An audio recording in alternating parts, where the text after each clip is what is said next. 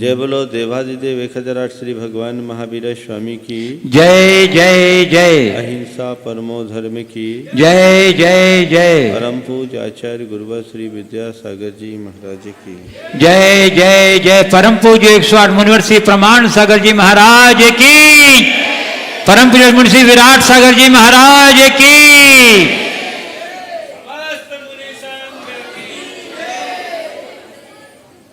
किसी उदीयमान पेड़ में यदि घुन लग जाए तो पेड़ सूखना शुरू होता है, तो सूखते ही जाता है। कितना भी हरा भरा पेड़ क्यों ना हो, अगर उसमें इस तरह का घुन लगता है तो वो अंदर से खोखला कर देता है, उसकी ग्रोथ वहीं रुक जाती है और उसका जीवन भी जल्दी समाप्त हो जाता है। विगत दिनों से आप सबके मध्य अपने जीवन के ग्रोथ को रोकने वाले कारकों की चर्चा चल रही है और आज उसकी अगली कड़ी है चिंता। कल मैंने आप सबसे ईर्ष्या जैसे विकार की बात की थी, आज चिंता की बात है। चिंता मनुष्य की एक बहुत बड़ी दुर्बलता है और प्रायः हर मनुष्य के जीवन में किसी न किसी प्रकार की चिंता समाहित रहती है। कोई व्यक्ति ऐसा इस सभा में नहीं होगा जिसको किसी बात की चिंता नहीं। बच्चा हो या बूढ़ा, 8 वर्ष का हो या 60 वर्ष का, हर व्यक्ति को चिंता।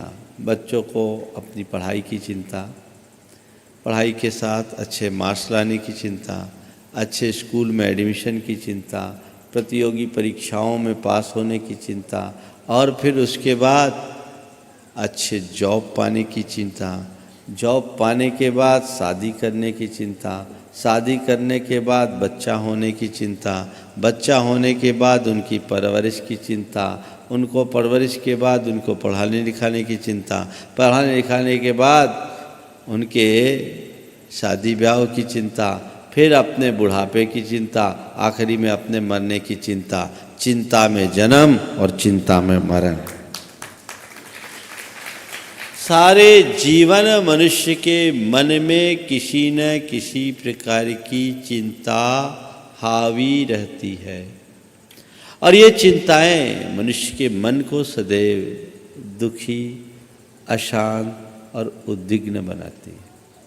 आप देखिए, जब भी हमारा मन चिंतातुर होता है तो उस समय हमारी स्थितियां क्या होती हैं। वैज्ञानिक कहते हैं कि चिंतापूर्ण स्थिति में मनुष्य के शरीर से ऐसे नकारात्मक रसायनों का स्राव होता है जो उसके सेहत को बुरी तरह प्रभावित करते हैं। चिंता से अल्सर जैसी बीमारी, हार्ट अटैक की बीमारी, डायबिटीज और ब्लड प्रेशर जैसी बीमारी का संबंध सीधे तौर पर चिंता से जोड़ा गया है। सवाल है, ये चिंता आखिर आती क्यों है? और 4 बातें मैं आप सबसे चिंता के संदर्भ में कहूँगा। सबसे पहले चिंता क्या, चिंता क्यों, चिंता मुक्त स्थिति क्या और चिंता मुक्ति का उपाय क्या। ये चारों बातों पर मुझे चरणबद्ध तरीके से देखना है। सबसे पहले चिंता क्या, किसको चिंता बोलते हैं? चिंता का मतलब जानते हो? चिंता में तो पड़ते हो, चिंतित भी हो जाते हो, पर चिंता है क्या? कभी सोचा आपने चिंता क्या? जीवन में घटित किसी भी प्रसंग को पकड़ करके बैठ जाना और उसी के विषय में सोचने का नाम चिंता है। किसी एक घटना, एक प्रसंग, एक परिस्थिति के विषय में ही बार बार सोचना, आगे के विषय में न सोचना चिंता है। एक है चिंता, एक है चिंतन। समस्याओं के आने के बाद उनके आगे रुक जाना, मन में घबराहट और आतुरता के साथ उसी के विषय में बार बार विचार करना, ये चिंता है।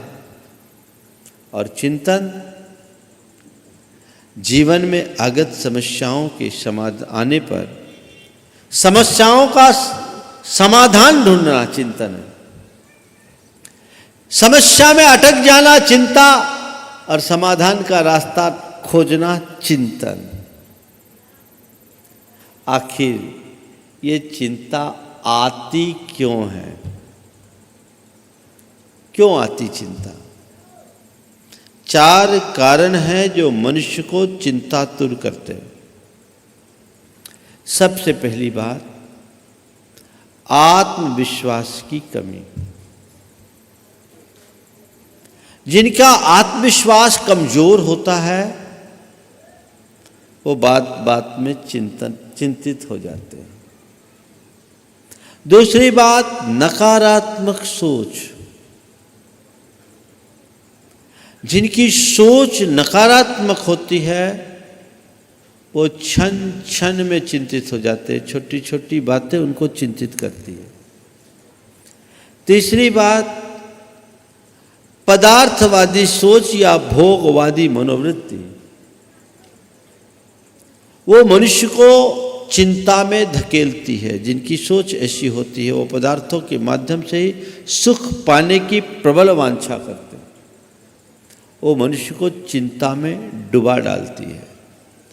और चौथी बात है, तृष्णा और लालसा की बहुलता। जिन मनुष्यों के अंतर में ये चारों बातें होती है वो कभी चिंता के चक्रव्यूह से बाहर नहीं निकल सकता। अगर तुम्हारा आत्मविश्वास कमजोर है, तुम्हारी सोच नकारात्मक है, तुम्हारी सोच पदार्थवादी है, भोगोन्मुखी सोच है और तृष्णा या लालसा की वृद्धि है, तो कभी तुम चिंता से मुक्त नहीं हो सकते। ये कारण है जो मनुष्य को चिंतातुर करते हैं। पर चिंता मुक्त होने के लिए क्या करें?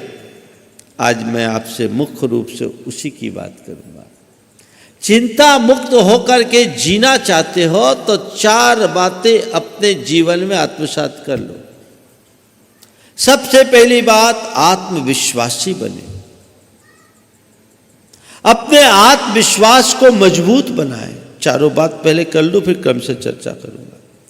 आत्मविश्वास। दूसरी बात, सकारात्मक सोच। तीसरी बात, विधि के विधान पर भरोसा। और चौथी बात, आज में जीने का अभ्यास। ये 4 बातें जिस मनुष्य के अंतरंग में बैठ जाती है वो कभी चिंतित नहीं होता। देखिए, समस्याएं तो हर मनुष्य के सामने आती है। ऐसा कोई मनुष्य नहीं जिसके जीवन में कोई समस्या, संघर्ष या चुनौतियां ना हो। हर मनुष्य के जीवन में किसी न किसी प्रकार की समस्या है, चुनौतियां हैं। अरे भाई, दूर क्यों जाओ, हमारा तो जन्म ही संघर्ष से हुआ है। प्रसव की वेदना को पार करने के बाद हम जन्म लेते हैं। हमारा जन्म ही ऐसा है। हमें इनके बीच जीना है। जिनका आत्मविश्वास कमजोर होता है वो समस्याओं के सामने आने पर घबराते, चिंता में मग्न होते। अरे इतनी बड़ी प्रॉब्लम है, इसका सॉल्यूशन कैसे होगा? लेकिन जो आत्मविश्वासी होते हैं वो समस्या को नहीं देखते, हमेशा समाधान का रास्ता खोजते हैं। समस्याओं को देखोगे तो जीवन भर उलझे रहोगे और समाधान का रास्ता खोजोगे तो समस्याएं खड़ी नहीं हो पाएगी। आत्मविश्वास तुम्हें तुम्हारे समाधान का रास्ता दिलाता है। कोई भी काम हो, कोई भी समस्या हो, ये कैसे होगा ये दिमाग में मत लाओ, कैसे करना है ये दिमाग में लाओ। कई लोग ऐसे होते हैं, कुछ भी कैसे होगा, ये कैसे होगा, मैं कर ही नहीं सकता। उनके अंदर घोर आत्मविश्वास का अभाव होता है और उसके कारण नकारात्मकता आ जाती। कैसे होगा, कैसे होगा, कैसे होगा। अरे कैसे कैसे होगा, कैसे करना है ये सोचो, मुझे करना है, कैसे करना है, रास्ता ढूंढो, रास्ता मिलेगा।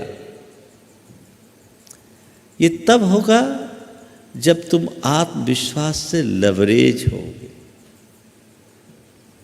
आत्मविश्वास से लवरेज होगे, सब हो जाएगा। देखो, मैं अपना एक अनुभव बताता हूं।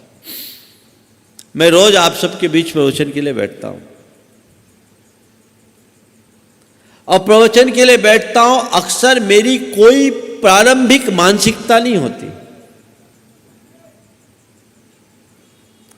आपकी शंका समाधान के कार्यक्रम में बैठता हूं, मेरी कोई पूर्व भूमिका नहीं होती। सामने वाला क्या पूछेगा मुझे कोई पता नहीं, पर जब मैं यहां बैठता हूं तो घोर आत्मविश्वास के साथ बैठता हूं, इस विश्वास के साथ कि मैं जो बोलूंगा वो सही बोलूंगा, और जो बोलना है वही बोलूंगा। मेरे मन का आत्मविश्वास मुझे भीतर से उत्साहित करता है। इसी आत्मविश्वास के कारण मेरे अंदर के उद्गार प्रकट होते हैं, और मैं अपने विषय में सफल हो जाता हूं। अगर आत्मविश्वास न हो तो गड़बड़। मैं अपने जीवन के प्रारंभिक दिनों की बात करता हूं, जब मैं क्षुल्लक था, 1985 की बात। मेरी क्षुल्लक दीक्षा हुए 1 महीने ही हुए थे। 8 नवंबर को दीक्षा हुई, और करीब 25 दिसंबर की बात है, नैनागिरी में संघ था। गुरुदेव ने सामायिक के पूर्व इरियापद प्रतिक्रमण होता, उसके बाद मुझसे बोला, आज प्रवचन करना है, आधा घंटा करना है, और मेरे पहले करना है। गुरुदेव के साथ, गुरुदेव के सामने आधा घंटे का प्रवचन करना है। उस समय ज़्यादा कुछ आता जाता भी नहीं था।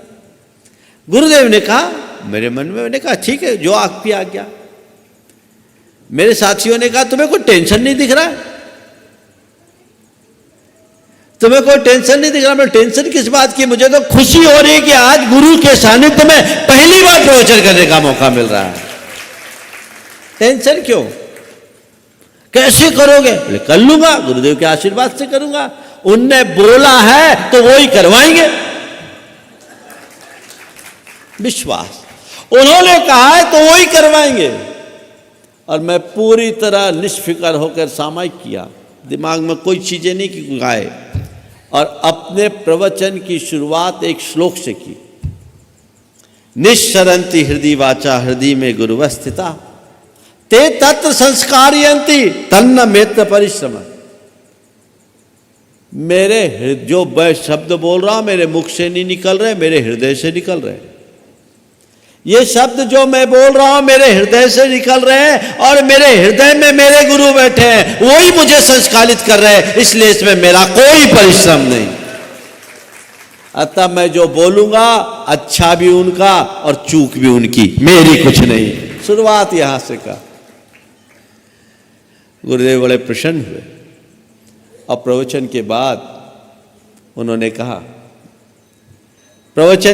उन्होंने कहा, इसी आत्मविश्वास से प्रवचन करना। क्या कहा? इसी आत्मविश्वास से प्रवचन करना। ये किसी भी क्षेत्र में सफलता का मूल मंत्र है, आत्मविश्वास। अगर मैं चिंता में पड़ जाता, और गुरुजी ने कह दिया अभी तक कुछ बैकिंग नहीं, कोई प्रवचन करना है, किस टॉपिक पर करूं, क्या करूं, सोच में पड़ जाऊं, विचार में पड़ जाऊं, तो दिक्कत होती है। हालांकि जब मेरे शुरुआती दौर थे तो प्रवचन करते समय प्रवचन की एक ये रहती थी लगन कि हाँ प्रवचन है, तो दिमाग में चिंतन खाली टाइम में भी चलता रहता था। उस प्रवचन के बाद तो मन में एक बात बैठ गई कि गुरुदेव कभी भी प्रवचन कह सकते हैं, इसलिए दिमाग में चलना चाहिए, हमारा प्रोडक्शन जारी रहना चाहिए।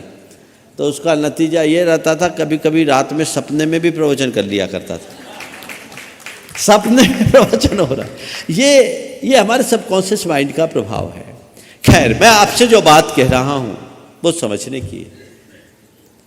मैं आपसे कहता हूं, जीवन में कोई भी समस्या आए, सबसे पहले यह सोचो कि कुछ नहीं, मैं इसका सॉल्यूशन निकाल लूंगा।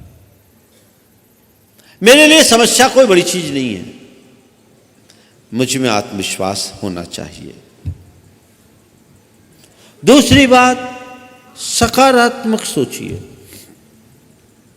अगर मेरी सोच सकारात्मक होगी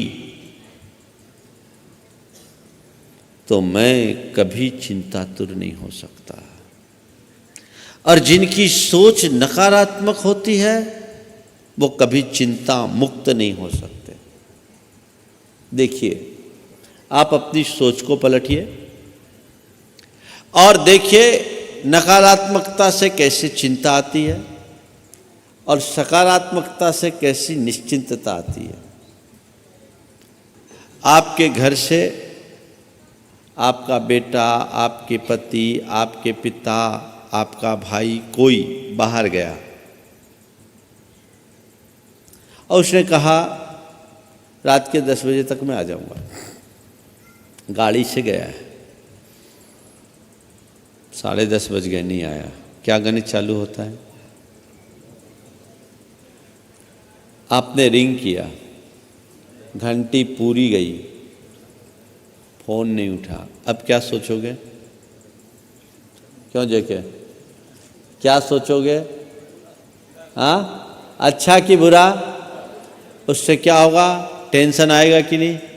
अरे क्या हुआ, फ़ोन भी रिस्पॉन्स नहीं दे रहा है, फ़ोन रिसीव नहीं कर रहा है, घंटी पूरी जा रही है, कहीं कुछ हो तो नहीं गया? हो गया? अब आप चिंता में परेशान, चिंता में परेशान, आपको नींद नहीं आ रही, आप परेशान हैरान, क्या हो गया, क्या हो गया? और जैसे जैसे घड़ी का कांटा ऊपर चढ़ रहा है आपकी चिंता भी गहरी होते जा रही है ना? ये रोज का अनुभव। उसकी जगह अगर आपकी सोच सकारात्मक हो तो आप ये सोचेंगे नहीं कोई खास बात होगी, कोई ज़रूरी मीटिंग हो गई होगी, कोई नया काम आ गया होगा, हो सकता है किसी ज़रूरी काम में होगा, थोड़ी देर बाद उसका अपने आप कॉल हो जाएगा, फ़ोन के पास वो अवेलेबल नहीं हुआ, कोई बात नहीं, वो लौट आएगा, आएगा, टाइम पर आएगा। अब देखिए, एक व्यक्ति नकारात्मक सोच करके चिंता कर रहा था, 1.5 घंटे विलम्ब से आया। भैया क्या बात, ठीक है? हाँ ठीक हूँ, मुझे तो कुछ नहीं हुआ। अरे मैं तो परेशान ही परेशान, तुम फ़ोन क्यों नहीं उठा रहे थे, फ़ोन क्यों नहीं उठा रहे थे? बोले क्या करूँ, फ़ोन मीटिंग में बैठा था, साइलेंट पड़ा था, बैग में रखा था, मुझे तुम्हारी घंटी ही सुनाई नहीं पड़ी। मैं बड़ी ज़रूरी मीटिंग थी और आज एक अच्छी डील हो गई, 1.5 घंटा लेट चला, 1.5 घंटा लेट आया। मीटिंग में बैठने से पहले मैंने फोन को साइलेंट किया और साइलेंट मोड में वो रखा रह गया, मुझे पता नहीं चला। अरे मैं फालतू माथा फोड़ी करते रही। एक बात बोलूं, सारी माथा फोड़ी फालतू ही होती है, काम की कभी नहीं होती। ये नेगेटिविटी जीवन के हर क्षेत्र में तुम्हें नुकसान पहुंचाती है। एक सूत्र बनाओ कि मुझे सकारात्मक सोचना है।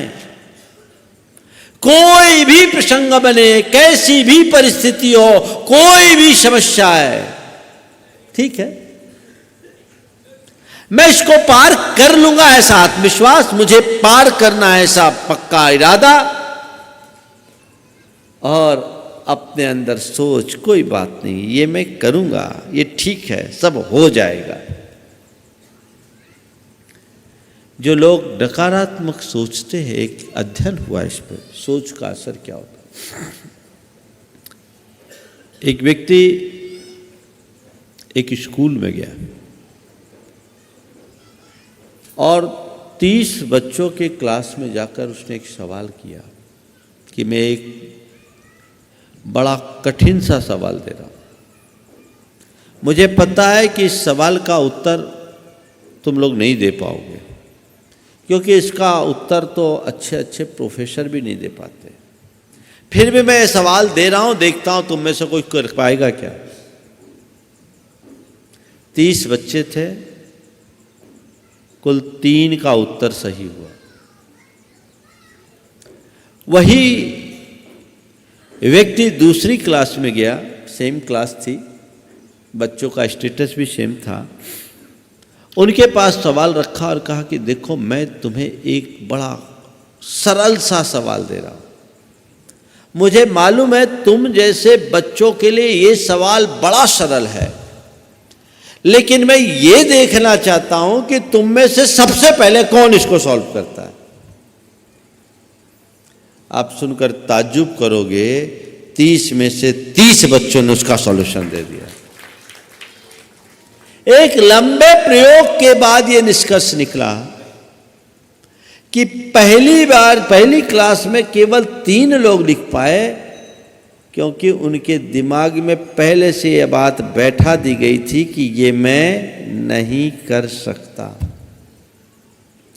और दूसरे में 30 के 30 सफल हुए, क्योंकि उनके दिमाग में यह बात बिठा दी गई थी कि ये सवाल तो बड़ा सरल है, हम कर लेंगे। सवाल बड़ा सरल है, हम कर लेंगे। ध्यान रखना, जीवन में कोई भी सवाल जटिल या कठिन नहीं होता। जटिलता और कठिनता तो हम खुद पैदा करते हैं। यदि आत्मविश्वास जग जाए तो कोई सवाल कठिन नहीं। अपने आप को एकदम आत्मविश्वास से भरिए और सकारात्मकता अपने भीतर विकसित करने की कोशिश कीजिए। चिंताएं कभी हावी नहीं होगी। मैं आपसे हमेशा कहता हूं, तुम्हारे पास यदि इतनी सी समस्या हो, इतनी समस्या हो, तो तुम खुद को इतना बड़ा कर लो। समस्या यदि इतनी है, खुद को इतना कर लो, समस्या अपने आप छोटी हो जाएगी। पर तुम इतनी सी समस्या से जूझने में अपनी सारी शक्ति व्यर्थ कर देते हो। खुद को मजबूत बनाने में अगर शक्ति लगाओ तो तुमसे समर्थ और कोई हो नहीं सकता। क्या करते हो? जीवन में जब भी कोई समस्या आए उससे चिंतित मत हो, उसे एक चुनौती के रूप में स्वीकार करो। घबराओ मत, उसे एक चैलेंज मानो, चुनौती के रूप में स्वीकार करो और अपनी कुशलता से उसे उपलब्धि में परिवर्तित कर दो। ये जीवन की उपलब्धि है। कितनी बड़ी चुनौती है, ठीक है, निकाल लेंगे, आएगा। महाराज जी, आप लोग बोलते उस समय तो अच्छा लगता है, लेकिन जब प्रैक्टिकली ऐसी प्रॉब्लम आती है ना तो बड़ी समस्याएं होती है। अरे भाई, मेरे संपर्क में ऐसे अनेक लोग हैं जिनके जीवन में बड़ी बड़ी चुनौतियां आई, समस्या आई, लेकिन वे उसके आगे विचलित नहीं हुए। इस सभा में भी बैठा एक व्यक्ति है जिसके सामने एक बड़ी समस्या आई। मैं खड़ा नहीं करूंगा उसको, लेकिन समझ जाएंगे। एक ऐसी समस्या आई और उसकी सोच ने उसे कैसे बाहर निकाला और उसके जीवन की ग्रोथ कैसे कर दी। किसी बात से लेकर माता पिता अप्रसन्न हो गए और माँ बाप ने कहा कि भाई अब तुम अलग रहो, इस घर में नहीं रह सकते। उस व्यक्ति ने माता पिता से किसी प्रकार की शिकायत या क्षोभ प्रकट किए बिना ब्रीफकेस में 2 जोड़ी कपड़े रखे, पति पत्नी दोनों ने। उन्हें प्रणाम किया और कहा, आपका आशीर्वाद चाहते हैं। आपने हमें जो कुछ दिया वो कम नहीं दिया, पढ़ा लिखा कर इंजीनियर बना दिया, ये भी आपका बहुत बड़ी कृपा है। हम आपके प्रति आभारी हैं। उनने 2 जोड़ी कपड़े रखे और घर से निकल गए। अपने दोस्त के यहाँ गया, 2 दिन तक 3 दिन तक दोस्त के यहाँ रहा। और उस घड़ी में कुछ मित्र आगे आए, मिलकर एक कंपनी बनाई और कंपनी बनाकर रियल एस्टेट का एक बहुत बड़ा साम्राज्य खड़ा कर लिया। आज भी सफलीभूत है। मन में किसी प्रकार की शिकायत नहीं, क्षोभ नहीं। ठीक है, माँ बाप ने कहा ठीक है, वो उनका अधिकार है, बड़ों की करुणा पर हमारा अधिकार नहीं होता, वो तो उनकी कृपा है। हमें भेज दिया, ठीक है, जो है सो देखेंगे, हम कर लेंगे, हम पढ़ लिख करके योग्य हैं। उस समय जेब में कुल 500 रुपया, लेकिन उस व्यक्ति ने कहा मेरे पास 500 रुपया नहीं है, मेरे माँ बाप के संस्कार और मेरी अपनी प्रतिभा है और मेरा पुण्य है, मैं अपने जीवन को आगे बढ़ा लूँगा। और वो व्यक्ति सफलीभूत हो गया। बैठे सभा में सुन रहे हो लोग, और खड़ा इसलिए नहीं करता क्योंकि परिस्थितियाँ बदल गई है इसलिए बोलना ठीक नहीं। ये एक सोच है। ऐसी सोच लेने वाला व्यक्ति कभी दुखी नहीं होता। क्यों, परिचय देना चाहोगे क्या? खड़े हो जाओ, राजेश और श्वेता है, देखो खड़े हो जाओ। और आज उसकी माँ उसके साथ है, खड़े हो जाओ, माता भी खड़े हो जाओ। ले, ये सोच है, ये एक उदाहरण है, ये धर्म है जिसको व्यवहारिक रूप में उतारा जा सकता है। मैं उनका उदाहरण कई बार दिया, आज पहला मौका है जो सामने यहाँ बैठा और उसे देख के ही उदाहरण देने का मन आया। ये सोच अगर मनुष्य विकसित कर ले, और आज भी अपने माँ को अपनी सेवा में लेकर रखा है। आज पिताजी नहीं है, लेकिन ठीक है, आज दूसरे होते तो माँ बाप को गालियाँ देते, कई तो ऐसे भी हैं जो माँ बाप के ऊपर केस ठोक देते। सोच सकारात्मक होगी तो जीवन की प्रगति उत्तरोत्तर होगी, तुम्हें कोई रोक नहीं सकता। ये सोच बढ़ाना चाहिए। धर्म को व्यवहारिक रूप में उतारने का यही एक रास्ता है। बंधुओं, मैं जो भी बातें बोलता हूं ना, किससे नहीं सुनाता, तुम्हारे बीच घटी बातें तुम्हें सुनाता हूं, केवल इस प्रेरणा से कि तुम उसे आत्मसात करके अपने जीवन को अच्छा बना सको। दुर्लभता से मनुष्य जीवन मिला है, आनंद के साथ जी सको। ये प्रयास करना होगा। धर्म की यही उपादेयता है, इसके अलावा कोई रास्ता नहीं। तो आत्मविश्वासी बनिए, सकारात्मक सोच रखिए। तीसरी बात, विधि के विधान पर विश्वास रखिए। विधि के विधान पर विश्वास। तुम्हारा कितना विश्वास? ये बताओ, तुम्हारे हाथ में क्या है?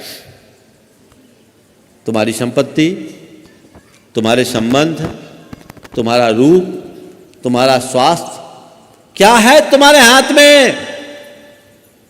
बोलो, क्या है? तो इतने अकड़ते क्यों? क्यों अकड़ते हो? एक श्वास पर भी तुम्हारा अधिकार नहीं है। बोलो, ये अगली सांस लौट करके आएगी, इसका भरोसा तुम्हें है? हाँ? तो फिर इतनी हाय तौबा किसके लिए? इतनी हाय तौबा किसके लिए? भविष्य के लिए। किसके लिए? भविष्य के लिए। भविष्य किसने देखा? किसका भविष्य है? ध्यान रखना, जिसका वर्तमान अच्छा उसका भविष्य अच्छा होगा, और जिसका वर्तमान बुरा तय मानकर चलना, भविष्य कभी अच्छा नहीं हो सकता। महाराज, कल के बारे में तो थोड़ा सोचना पड़ता है। एक बार मैं ऐसी चर्चा कर रहा था, तब मुझसे किसी ने कहा, महाराज थोड़ा दूरदर्शी तो होना चाहिए, दूरदर्शी तो होना चाहिए। हमने कहा ठीक है, दूरदर्शी बनो पर दुखदर्शी मत बनो। दूरदर्शी बनना पर दुखदर्शी मत बनना। मतलब दूरदर्शी होने में और दुखदर्शी होने में क्या अंतर है? भविष्य की योजना बनाना दूरदर्शिता है, और भविष्य की चिंता में उलझ जाना दुखदर्शिता। कल के बारे में आज विचार करना कदाचित समझदारी है, लेकिन कल की चिंता में आज को खो देना पागलपन। तुम क्या कर रहे हो? कल की चिंता में आज को खो रहे हो। संत कहते हैं आज में जियो, आज में जीने का प्रयास करो। चौथा बात बता रहा हूं आपको, और उसके साथ ये विधि के विधान पर विश्वास करोगे, सब बातें अपने आप हो जाएगी। सब बातें अपने आप हो जाएगी, चिंता करने की कोई बात ही नहीं। एक व्यक्ति का बड़ा कारोबार था, एक पार्टनर ने धोखा दे दिया। पार्टनर ने धोखा दे दिया, उस पर अंधा विश्वास था, लेकिन बड़ा नुकसान दिखा करके पार्टनर ने धोखा दिया, इसे कंपनी से अलग होना पड़ा। ऐसी कंपनी, बड़ी फैक्ट्री थी, बड़ा कारोबार था, जिसको उसने अपने परिश्रम से सींच करके खड़ा किया था। लेकिन एकाएक जब बाहर आना पड़ा तो समझ लीजिए उसके ऊपर एक बड़ा वज्राघात हुआ। लेकिन वो व्यक्ति रंच मात्र विचलित नहीं हुआ। पति पत्नी दोनों धर्मनिष्ठ थे, विधि के विधान पर विश्वास करते थे। उन्होंने एक ही बात कहा, ठीक है, कर्म ने ये खेल खिलाया है, हम इसको खेलने के लिए तैयार है। आज पाप का उदय है, उसकी बुद्धि खराब हुई, कल पुण्य का उदय होगा, संयोग मेरे अनुकूल होंगे, अपने आप सब ठीक होगा। अच्छा हो तो ठीक, बुरा हो तो ठीक, जब वक्त टलेगा सब संभल जाएगा। और इस मनोभाव के साथ उसने धीरज रखा। ठीक है, उसने धोखा दिया, उसने नित्य देव पूजन और जिन वंदना का नियम लिया, नियम तो पहले ही से था, और उसमें ध्यान करना शुरू कर दिया कि अशुभ कर्म का उदय आया है, ये धीरे धीरे टलेगा तो सब ठीक होगा। उस व्यक्ति के व्यक्तित्व से सभी प्रभावित थे। मार्केट में ये चर्चा आई कि इस व्यक्ति के साथ बड़ा धोखा हुआ है, तो कई मित्रों ने उसे सहारा के लिए बुलाया, बोले आ जाओ और हम तुम्हारी हुनर को जानते हैं। उसकी गुडविल और रेपुटेशन बहुत अच्छी थी। दूसरे व्यक्ति ने, एक ने उसको हटाया, दूसरे ने बिना इन्वेस्टमेंट के अपना एक वर्किंग पार्टनर बना लिया और वहाँ उसने अपनी पूरी शक्ति लगा दी। आज पहले से कई गुनी अच्छी स्थिति में खड़ा है। ध्यान रखना, 99 दरवाजे जब बंद होते हैं ना, तो 100वां द्वार खुलता है।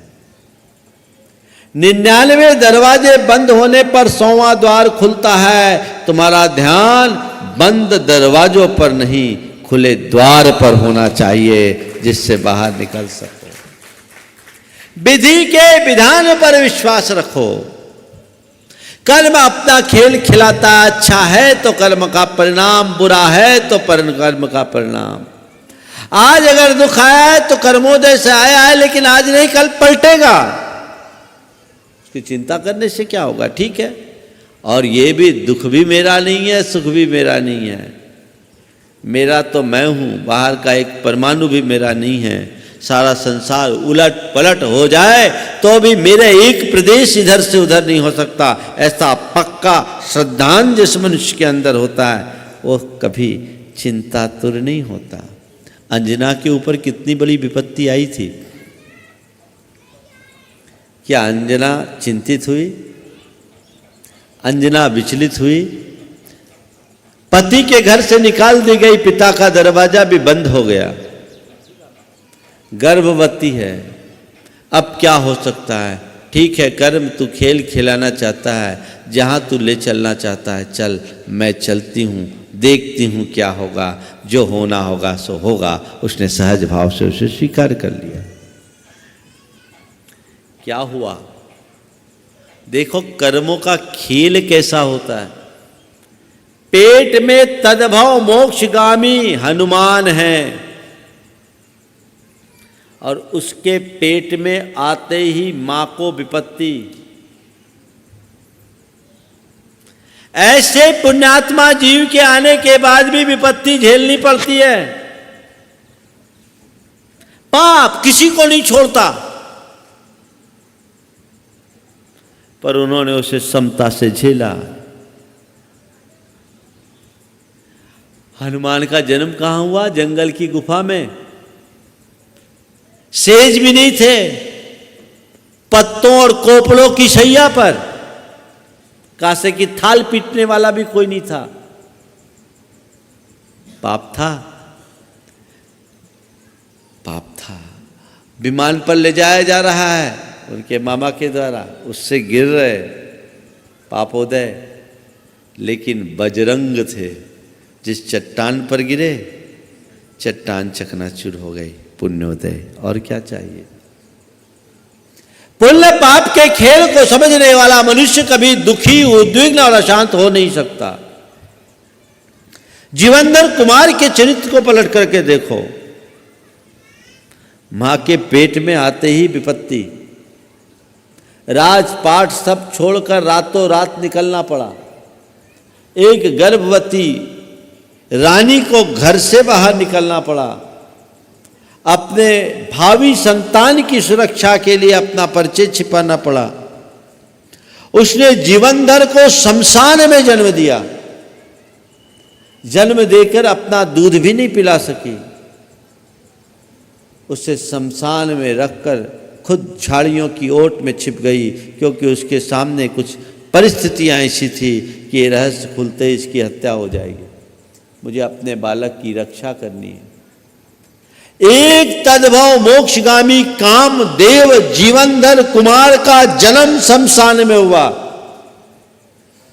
पाप, उस मां की परिणति के विषय में सोचो, जिसने अपने कलेजे के टुकड़े को अपने जन्म देकर अभी अपने जी के लाल को अपने से अलग किया है।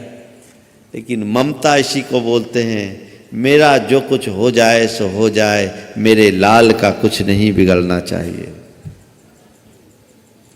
शमशान में जन्म दिया और उसी समय वहाँ के श्रेष्ठी अरहदास था ना, अरहदास, उसको मृत पुत्र हुआ। वो उसके संस्कार करने के लिए शमशान आता है और वहाँ सर्व लक्षण संपन्न एक सद्य प्रसूत बालक को हंसता मुस्कुराता देखता, तुरंत अपने बच्चे का तो संस्कार करता है, इस बच्चे को ले जाता है। इधर माँ को खोया, पिता को खोया, उधर पिता मिल गए। वो घर ले जाता है, कहता हमें धोखा हो गया था, बच्चा मृत नहीं जीवित था। अपनी पत्नी से भेद नहीं खोला और उसे एक माँ भी मिल गई। दोनों माँ बाप का संरक्षण उसे प्राप्त हो गया।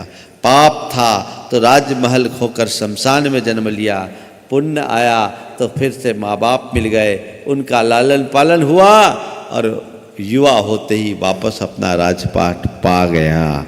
ये खेल है कर्मों का। तुम्हें मैं कहता हूं, जीवन में कोई भी ऐसे उल्टे पुल्टे प्रसंग आए, विचलित मत हो। क्या सोचो, कर्म का खेल है, कर्मोदय है, ठीक हो जाएगा। विपत्ति है, जाएगी, बीमारी है, जाएगी, वियोग है, कर्म का उदय है, और कोई विषमता जीवन में आई है, कर्मोदय है, सब निकल जाएगा, चक्र बदलेगा। चक्र तो ऐसा ही होता है, ऊपर से नीचे आता है तो नीचे से ऊपर जाता है। यदि अभी मेरा डाउनफॉल है तो अब आने वाले समय में अपट्रैक्शन तो होगा ही होगा। रात के बाद तो प्रभात ही होता है, अब रात से आगे रात क्या होगी? कर्म का उदय है, स्वीकार करते चलो, विधि के विधान पर विश्वास। तुम लोग क्या करते हो? खूब हाथ पांव मार लेते हो, उसके बाद के तो क्या करे, कर्म का उदय है। ये मरी मरी जबान से क्यों बोलते हो? जो बात अंत में घूम फिर के आने के बाद स्वीकार करते हो, उससे अगर पहले ही स्वीकार लो तो ये चक्कर क्यों होगा? किसकी चिंता, किस लिए चिंता? आनंद में रहो, ज्यादा उधेड़ बुन में मत पड़ो। कर्म के सिद्धांत पर, विधि के विधान पर विश्वास करो। अब देखो कैसी कैसी चिंता होती है। एक बहन जी मेरे पास आई, अभी पिछले रतलाम के चतुर्मास की बात है। बोले महाराज बड़ी चिंता हो रही। क्या बात हुई? आप लोग बोलते हैं प्रवचनों में सुनकर के बहुत चिंता हो रही है, आजकल के बच्चे बच्चियां सब पढ़ते लिखते हैं, बिगड़ जाते हैं। तो मैं सोचती हूँ कहीं मेरी बच्ची ना बिगड़ जाए, मेरी बच्ची ना बिगड़ जाए। बोले कहाँ है तुम्हारी बच्ची? बोले अभी वो 2 साल की। ये रतलाम की घटना बता रही, और वो एक एमएनसी में काम करने वाली युवती, जिसका अच्छा खासा पैकेज, पढ़ी लिखी, और वो इस बात को लेकर के चिंतित है कि मेरी 2 साल की बच्ची है, कहीं भविष्य ना बिगड़ जाए। मैंने कहा आज जैसी तेरी परिणति, अगर तू अपनी परिणति रखेगी तो उसका जो हो सो हो, तेरा तो बिगड़ ही गया। अच्छी परवरिश दो, अच्छे संस्कार दो, तो कहाँ बच्चे बिगड़ते हैं? सब थोड़े बिगड़ते हैं। चिंता करने में सावधान नहीं, ध्यान रखो, भविष्य की चिंता कभी मत करना, भविष्य के प्रति सतर्क रहना। भविष्य के प्रति सतर्क रहना समझदारी है, भविष्य की शंका में खो जाना पागलपन। तुम क्या करते हो? भविष्य के प्रति सतर्क रहते हो कि भविष्य की शंका में रहते हो? ये तो गाते हैं गीत, पिछी वालों के पीछे चलो, तुम पीछे की चिंता न करो। बहुत अच्छा गीत गाते हैं। तो मैं आपसे क्या कह रहा हूं, आप भविष्य की योजना बनाओ, कोई बुराई नहीं। भविष्य के प्रति सतर्कता रखो, कोई बुराई नहीं। पर भविष्य के प्रति शंकालु मत बनो, भविष्य की चिंता मत करो। किस लिए हम शंका करें, किस लिए चिंता करें? जो होगा सब ठीक है। गाड़ी चलाते समय ये सावधानी रखना जरूरी है कि कहीं गाड़ी डिसबैलेंस ना हो। चलाने से पहले देख लो उसका ब्रेक ठीक है कि नहीं, गियर ठीक है कि नहीं, गाड़ी ठीक से काम कर रही कि नहीं, उसका डिपर काम कर पा रहा है कि नहीं, हेडलाइट ठीक है कि नहीं, रात का सफ़र है, लंबा सफ़र है, ये सब देखना तो ठीक। और गाड़ी चलाओ, सावधानी से चलाओ, सजगता से चलाओ, ये तो समझदारी है। ड्राइविंग सीट पर बैठे नहीं, कहीं गाड़ी एक्सीडेंट ना हो जाए, एक्सीडेंट ना हो जाए, एक्सीडेंट ना हो जाए, एक्सीडेंट ना हो जाए तो क्या होगा? नहीं होना होगा तो हो जाएगा। भैया मेरे, गाड़ी ठीक से चलाना सीखिए। आप क्या करते हो? कर्म सिद्धांत पर भरोसा करना या विधि के विधान पर भरोसा करने का तात्पर्य ये नहीं कि तुम कुछ प्रयास मत करो। प्रयास करो, परेशान मत हो। आजकल लोग प्रयास तो कम करते हैं, परेशान ज्यादा होते हैं। नहीं, प्रयास मेरे हाथ में है, परिणाम मेरे हाथ में नहीं है, इसे सिद्धांततः स्वीकार करो। कर्मण्येव अधिकारस्ते मा फलेषु कदाचन।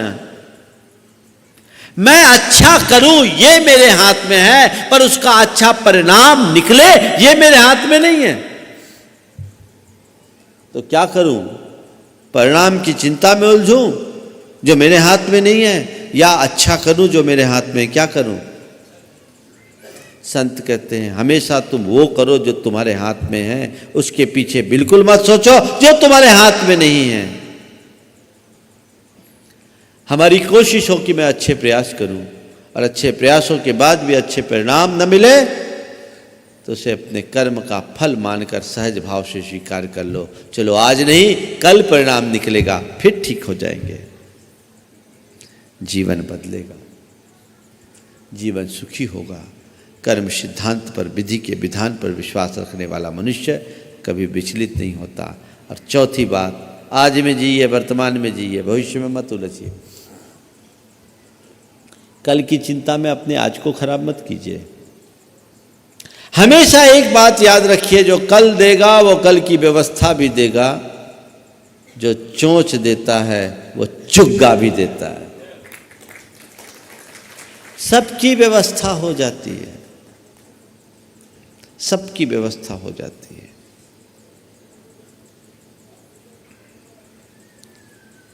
एक व्यक्ति था जिसे अपने कर्तृत्व पर बड़ा अहंकार था। वो राजा था और उसके मन में भ्रम था कि जो कुछ भी करता हूं मैं करता हूं। गुरु ने उसका गुरूर तोड़ने के ख्याल से, एक शिला थी बड़ी सारी, बोला इस शिला को देख रहे? बोले हाँ देख रहा हूं। समग्र शिला दिख रही? बोले दिख रही। बोले इसके अंदर कुछ है? बोले नहीं, शिला तो ठोस शिला है, इसके अंदर कुछ नहीं। नहीं, इस शिला के अंदर कुछ है, मैं तुम्हें आज एक बहुत बड़ा रहस्य दिखाता हूं। बोलो। बोले इस चट्टान को तोड़ो। चट्टान को तोड़ा गया।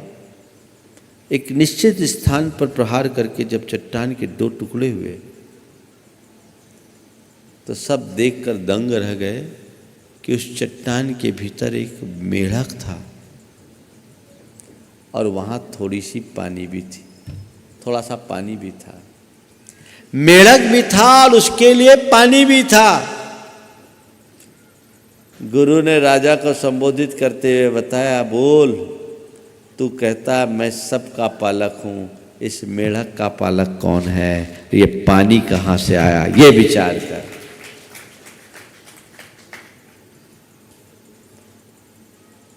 चींटी को कन और हाथी को मन कहीं न कहीं से मिल ही जाता है। तुम कुछ नहीं करने वाले।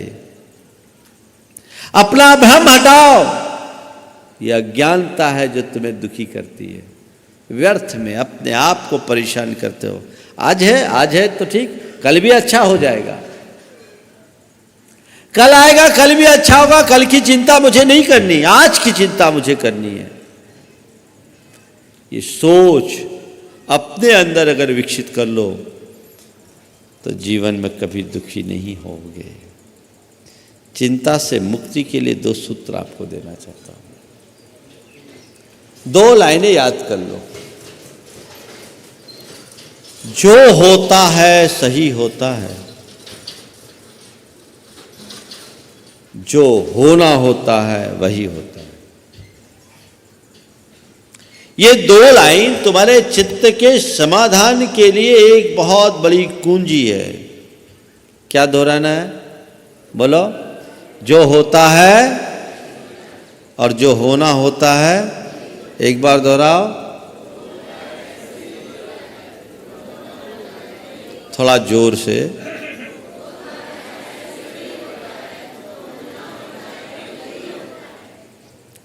एक राजा था, उसके मंत्री का यही विश्वास था, जो होता है सही होता है। एक रोज राजा के पांव पर अचानक कटार गिर जाने से उसका अंगूठा कट गया। रक्त की धार फूट चली, अफरा तफरी मच गई। मंत्री ने राजा का उपचार कराते वक्त कहा कि राजन चिंता मत करे, जो होता है सही होता है। आप सोच लो, राजा का अंगूठा कटे और कोई कह दे जो होता है सही होता है, तो क्या हाल होगा? राजा एकदम क्षुब्ध हो उठा और उसे जेल में डाल दिया। मंत्री जेल में चला गया। ठीक, इधर राजा एक दिन शिकार के लिए वन में गया। वन में अचानक वो भटक गया अपने साथियों से और जंगली भीलों के इलाके में चला गया। भीलों ने उसे पकड़ लिया, क्योंकि भटक जाने के कारण राजा का राज चिन्ह भी सब छूट गया था और वो अकेला था। भीलों ने पकड़ लिया। उस दिन उनका एक कोई अनुष्ठान चल रहा था, जिसमें अपने मन्नत मनौतियों को पूरा करने के लिए उन्हें एक नर बलि देने की आवश्यकता थी। अंधविश्वासी लोग ऐसा करते। के लिए सर्व लक्षण संपन्न किसी मनुष्य की तलाश थी। राजा को पकड़ करके लाया गया, बलि की वेदी पर चढ़ाया गया। भीलों के पुरोहित ने राजा को देखा। ऊपर से नीचे देखने के बाद जैसी अंगूठे पर ध्यान गया, इसका तो अंगूठा कटा है, ये व्यक्ति छिन्न अंग है, ये हमारे काम का नहीं है। ये छिन्न अंग है, ये हमारे काम का नहीं है, इसको बलि देने से कोई फायदा नहीं। तो उनने राजा को छोड़ दिया। जैसे ही राजा को छोड़ा, राजा के कानों में मंत्री की आवाज गूंजने लगी, जो होता है, जो होता है। अब क्या? आया राजा वहाँ से अपनी जान बचाकर भागा। बाद में उसके अन्य मंत्री, सेनापति और सैनिकगण मिल गए। राजा राजमहल में आया और राजमहल में आते ही सीधे जाकर सबसे पहले मंत्री को खुद ने मुक्त किया, उसे गले लगाया और कहा, मुझे माफ करना, तुमने जो कहा वो बिल्कुल सही कहा, जो होता है सही होता है। काश मेरा अंगूठा नहीं कटा होता तो आज गर्दन कट गई होती। काश मेरा अंगूठा नहीं कटा होता तो आज मेरी गर्दन कट गई होती। लेकिन मंत्रीवर, मुझे एक बात समझ में नहीं आई। मुझे एक बात समझ में नहीं आई, मेरा अंगूठा कटना तो मेरे लिए सही हो गया, पर तुम्हारा कहना तुम्हारे लिए कैसे सही हुआ? तुम तो जेल चले गए। मेरा अंगूठा कटना तो मेरे लिए सही हो गया, पर तुम्हारा कहना तुम्हारे लिए सही कैसे हुआ? उसने कहा, महाराज अच्छा हुआ कि मैं जेल में था, यदि जेल में नहीं होता तो आपके साथ होता, आप तो बच गए होते, मैं बलि का बकरा बन गया होता। बात समझ में आ रही है?